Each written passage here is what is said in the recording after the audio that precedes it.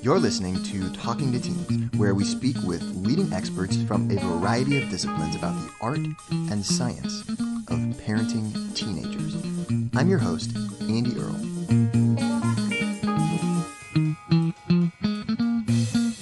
We're here today with Michelle Mitchell. She is an award-winning speaker and best-selling author. This is her third appearance on our podcast. We love Michelle. She has come on previously to talk about self-harm and also about her book on teenage girls. And today we're going to be talking with Michelle about her new books. She has two books, one for girls and one for guys, about puberty. We're interested in how parents can handle talks about puberty, what's important for parents to say, what parents should avoid doing, what mistakes parents commonly make when they're talking to teenagers about puberty, and how we need to approach the topic different depending on whether we're to have a girl or a guy. All of that and more is coming up on the show today. Michelle, thank you so much for coming back on. So you got these new books. They're a girl's guide to puberty and a guy's guide to puberty. And they're like beautiful. They're illustrated. They're fun. They're colorful. There's these animated cartoon characters that sort of walk you through as a reader. So these are obviously written for children to read and educate themselves about what's happening to their bodies. What inspired you to write these books, and what do you think parents can learn from them?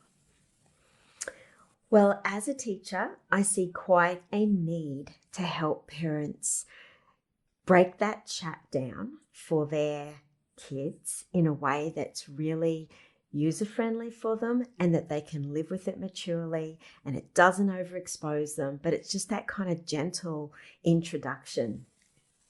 And so don't they learn about all this in school? Yeah, they do. But I do think that parents want that opportunity to teach their kids themselves and to stamp their values all over it. I think as educators, it's really important that all kids have access to medically accurate information. But there are some questions that only parents can answer. And when a little one puts up their hand in one of my classes and asks me, when is it okay for me to have a boyfriend or a girlfriend? I said, and that is a question that only your parents can answer. And family values are so important. This ability to mix the technical with the values that underpin it is something that I think that parents need to really continue to come back to. With every piece of information we give kids, we also want to mix it with the safety and the boundaries of family values.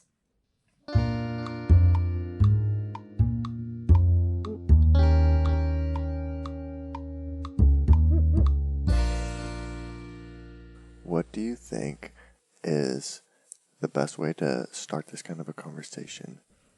Okay, hopefully we're starting earlier than that 8 to 12 mark, and we're doing 2 or 3 minute chats here or there, and we're asking our kids curious questions in a few sentences, just straight to the point. Because when they're under 8, they're absorbing information in such a factual way, they're likely to go, oh, okay, blood's going to come out of that part of my body. Oh, okay. And they're likely just to leave it there. And it's just so gorgeous. And then they're like, so what's for lunch?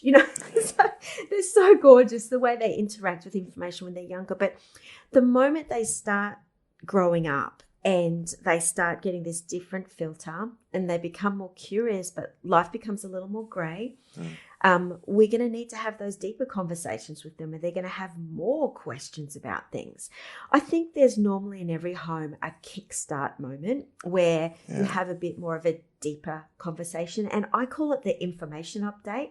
It's not that we haven't had the conversations with our kids, and it's not even that they don't know about their body parts, but there does come a time in their life where they're absorbing it on a different level, and we're having a deeper chat. So when I speak to 10, 11-year-olds, I say, this is your information update. We're going to build on what you already know, but let's sort of guide you into this next season of your life and give you some preparation for it.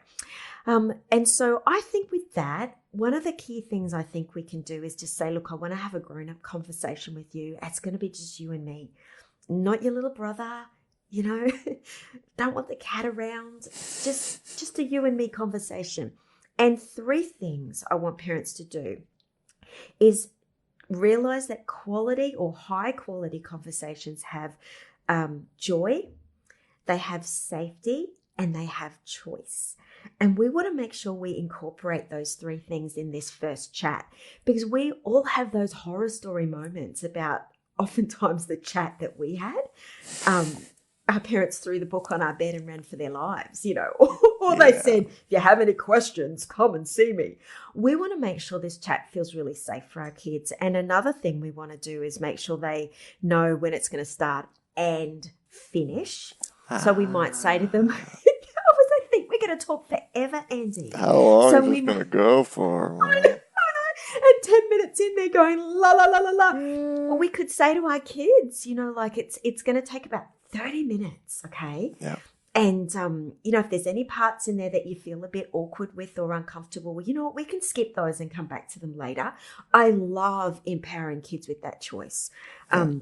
And making sure that we're really respectful of how they feel about the conversations that we're having with them, and they feel empowered to say, hey, that's enough for today. And we can always pick this stuff up the next day. We can layer it over time.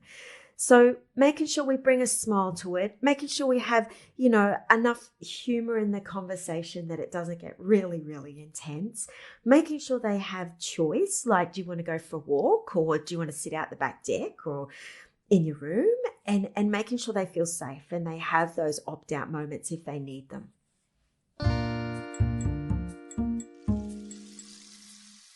I read through both of these books, and there's some interesting issues in here that I think probably a lot of people don't discuss with their children very often.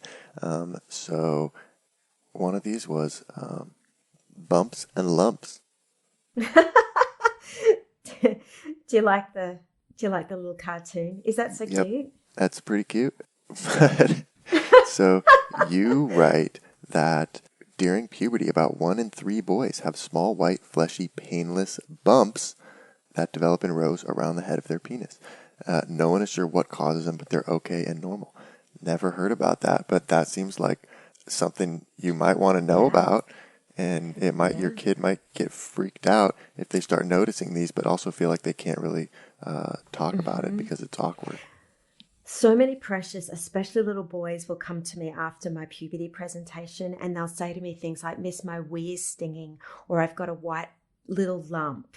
And they actually have genuine health questions. And I think firstly, parents need to educate themselves and make sure that they really feel to answer these questions and have got a bit of a diverse understanding of what kids' bodies can do during puberty, because all our kids' bodies are different. So a book like this, or there's heaps of them on the market, can really give parents a really good starting place to answer questions. But if our kids do come to us with questions that are a little bit more challenging or we don't know the answer to, we want to make sure we set them up as the expert, ourselves up as that expert in their lives that will be able to get them the medically accurate answer. And I always talk to kids about the importance of directing medical questions to people like doctors if their parents are stuck, because doctors are trained to know all about the body, even our reproductive body parts. And so that's an important understanding for them too, to realise that the medical professionals in their world are really there to help guide their health journey as well.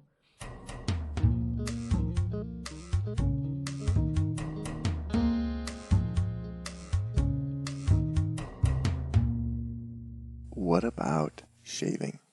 How do we bring this topic up, and what do we need to say about it? And also, how is it different for boys and girls?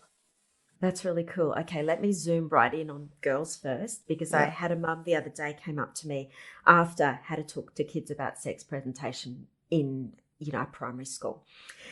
And she came up to me and I could see the almost tears in her eyes. They were dewy. And she said to me, Michelle, I just feel really pushed out of my girl's life, and I just feel so hurt that she didn't feel like she could come to me. And I was expecting, like the world's caved in. And this darling mother leaned into me and she said she shaved her legs without telling me or even talking to me about it. Oh. And her mum was like, really felt like that was a part of her girl's journey. She really wanted to be part of it. And do you know the best way I can explain it?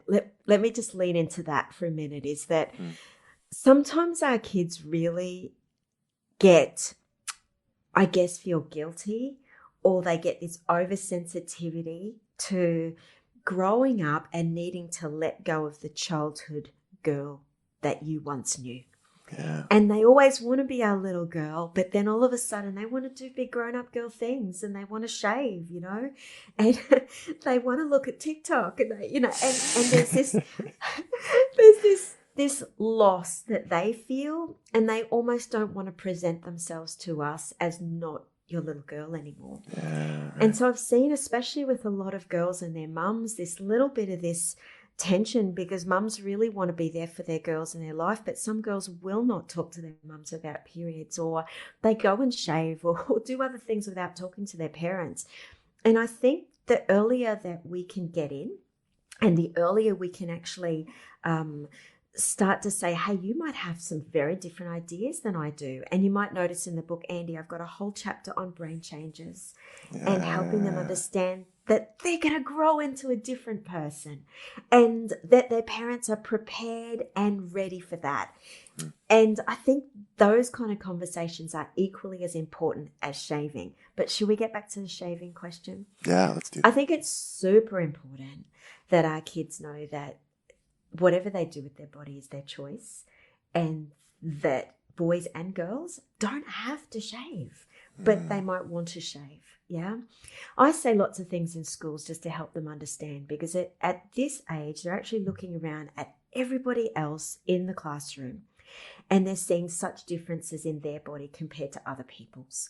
And so even with something like body hair, girls or boys who have darker facial hair, you will see or notice it first. Yeah. And kids who go through changes earlier or later, I think it's a little harder on them because they feel a little bit more self-conscious, and they don't have this shared experience with their peers. So they're walking this journey, they feel like they're walking it alone a little bit. So to be able to really emphasize that uniqueness that they get to bring to this season of their life, and that it's their body and it is their choice, and their body is theirs to manage and look after and care for. But things like shaving are very much a personal choice, and that we should never judge, or we should never comment about other people's body parts or what they choose to do with that inappropriately. So we're letting them know that if they want to, that if they need any shaving supplies, if they need help, like knowing how to do that, we are open to teaching them these things, but that we're not kind of pressing it on them or making them feel like they have to do it. I love that. I had this, do you want to laugh with me? I had this dear 14-year-old girl come up to me in a school, and she said, Michelle, you've got to help me. I said, why? She says, my 10-year-old sister is refusing to shave. She's gone all like feminist. And she said to me, Michelle, you've got to talk to her. It's disgusting. And I was able to have the most beautiful chat with her about just uniqueness and championing her little sister. And, but they had very different ideas about it. And those ideas can evolve and change over time, and that's okay. And things like supplies, Andy, there's a lot in the book around even girls who are just living with dad, and that kind of conversation that's like, hey, Dad, I need some supplies. Can I stop being your PA already? And make sure that you remember this stuff. But those conversations for our girls that are living with dad can be a little bit more, delicate. And dads can be so wonderful at helping break the ice with that joy and that humour. I knew a dad who was walking through the grocery store with his girl, and he said to me, I just flipped a packet of pads in, and I said to her, I guess you'll be needing some of these soon. And her daughter turned around and looked at her dad, and he said, I didn't even know you knew about that, And so For me, oftentimes, I think that kids, no matter what their experience is, feels like they're the only ones. And they don't think that sometimes their parents even know about their experience Right. unless their parents are prepared to vocalize it.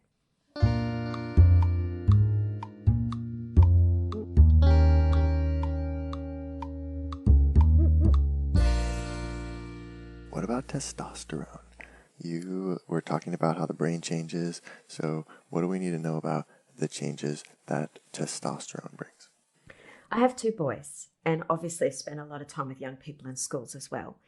And these heavy hits of hormone changes, whether it be testosterone or for our girls, can come as a shock to our kids, and that kind of surge of aggression that they might feel, or they might notice some of their peers getting a lot more aggressive when they play sport and really care about winning.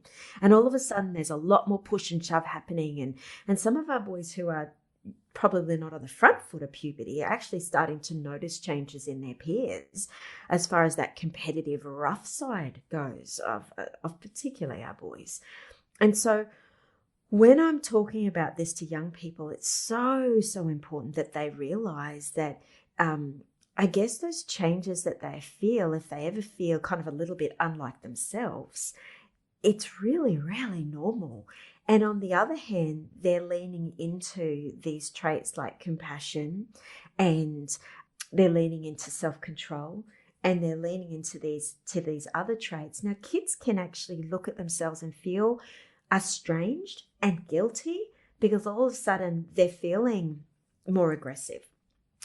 Or I've known little boys to be slamming a door or hitting a wall or absolutely in tears that are overwhelming them, but not understanding where that's coming from. So giving our kids that education and also wrapping our arms around them and saying, hey, you can borrow my calm when you don't have it. And I can be here and I can help be that prefrontal cortex when yours is offline a little bit.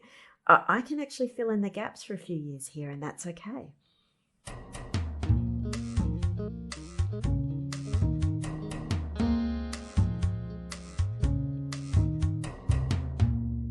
What do we need to teach boys about girls' bodies and how girls' bodies are changing in order so that they can be good friends to girls in their lives, so they can be good brothers to their sisters and all of that? I love this because I spend a lot of time talking to boys about this in my presentations, and I often have, all the kids in one session. Okay. But when I talk about, let's use the period issue, okay? Yeah. When I talk about periods, obviously I'm talking about girls who are assigned female at birth, and we're going through that. But at that moment, I've got boys' full attention. And they're at an age where they're ready to absorb that information, but they're also kind of going, okay, what do I do with this information? And so I would say boys need to know everything about what their female friends and mums and sisters go through. But I'd also say that we need to empower them practically with the values to know about how to step back and give girls privacy. I'll talk about pads, and I say to boys, if you ever see a girl take something like this out of her bag and put it in her pocket and start walking to the toilets, it's probably not a good idea for you to say, guess what I just saw? I think she's got her periods, because oftentimes boys at that age, they don't have a great filter. And so we really have to break it down for them and talk to them about the appropriateness of privacy. I talk to them about tiny drips of blood. And if a girl was to get some blood on the back of her skirt, because you don't have a puberty watch that tells you when your periods are going to come. And, you can see the boy's eyes widening like, holy moly, that's a lot to handle. Yeah, right. And that's a good thing because we want to draw out compassion in them too. We want to give them an understanding of that. And so I say, if that ever happened, if you're a girl, you'd probably go straight to that girl and you'd say to them, hey, I think I've seen a few drips of blood on the back of your skirt. Do you want to go to the office and sort that out? Or should we head to the teacher? Because this is way too much to handle on your own.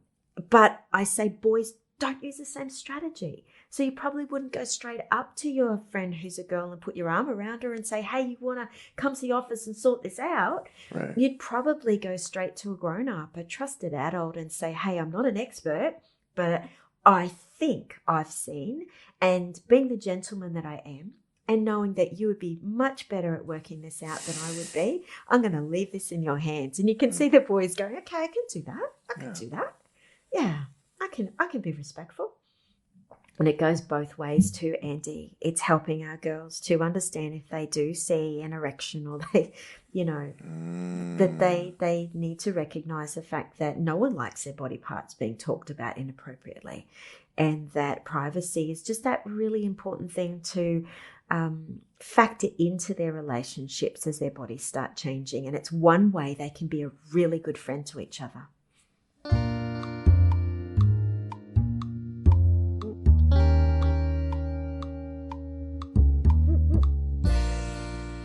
So what about hygiene and all of the new hygiene practices that come along with puberty? How do we have the discussion about those and encourage those without saying, hey, you smell that? Yeah.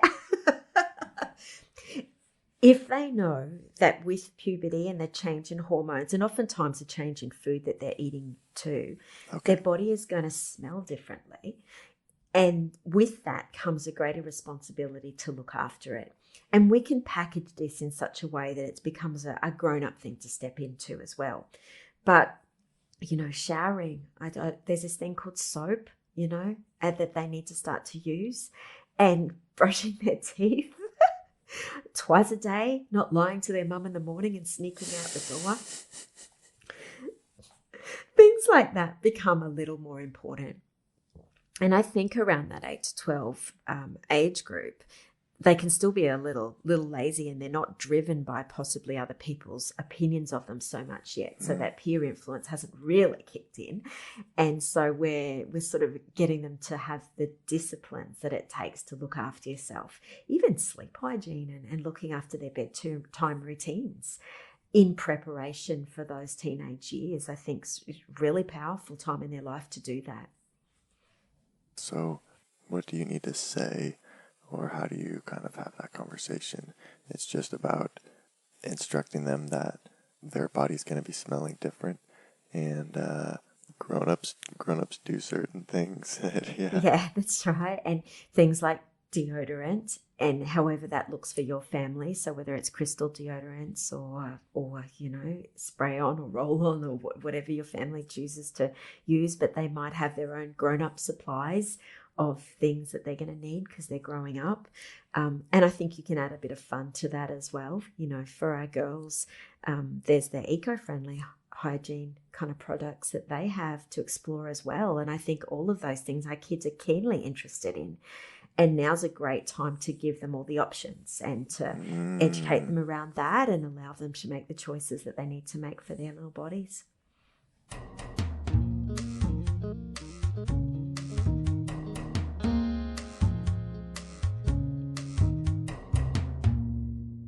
What do we teach boys and girls about just talking to each other in general? Okay, becoming more comfortable talking to each other. I think as soon as they hit those puberty years, they can start to do the boy-girl germ thing, where they start to see each other as that foreign species, and they go, they're different than I am, and I think they start noticing differences, but really helping them realize that they're the same person underneath all that. And you'll notice oftentimes, because girls are hitting puberty earlier, girls are having these growth spurts and they're towering over their male friends. And, some of our kids are just really tall and others are still looking like little kids. So if you look at, a football field of 13-year-olds, the differences in their bodies are just huge. And so helping them really just see the heart of people and not just their bodies, and realize that people who maybe look taller can still like the same things that you like. They're not turned into some kind of foreign species. And so all those basic social skills of talking about normal things, and if you're feeling uncomfortable, recognizing that person's probably not feeling uncomfortable, that's probably you. And recognizing too that if someone stops talking, it's often not because they don't like you. It's because maybe they don't know what else to say. And so giving them that kind of empathy and allowing them to put themselves in the shoes of somebody else is super important. And as they're reaching those years where they're going to high school, isn't finding sameness in each other and being able to start conversations freely and with an open heart so important. And our kids can... It's huge, isn't it? So our kids can shut the door to that and almost get a little bit insecure around these years if we don't help them understand that inside people are exactly the same.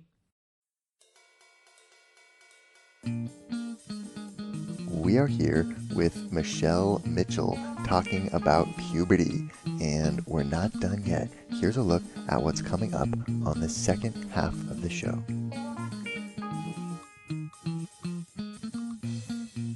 They can find themselves going, I don't know who I am. And what we want to make sure is that they don't have that guilt and shame around who they're becoming, and that they actually feel quite empowered with the process. I mean, the research in America is saying kids are overwhelmingly saying it's too late, the sexual health education they're getting. I say to our girls, if you go to the bathroom and you see a few drips of blood on your underpants, you need to go, whoa, I am growing up. Like this is a moment. And I talk to them about some girls like to have a period party and celebrate. And some girls say, no, thanks. That's not for me. But I say, look, at least tell someone about this amazing experience. And I tell them to milk it for all it's worth. If they can get an ice cream after school out of it, go for their lives. But I say to my boys, if you go to the bathroom and you ever see a few drips of blood on your underpants, we need to call an ambulance immediately.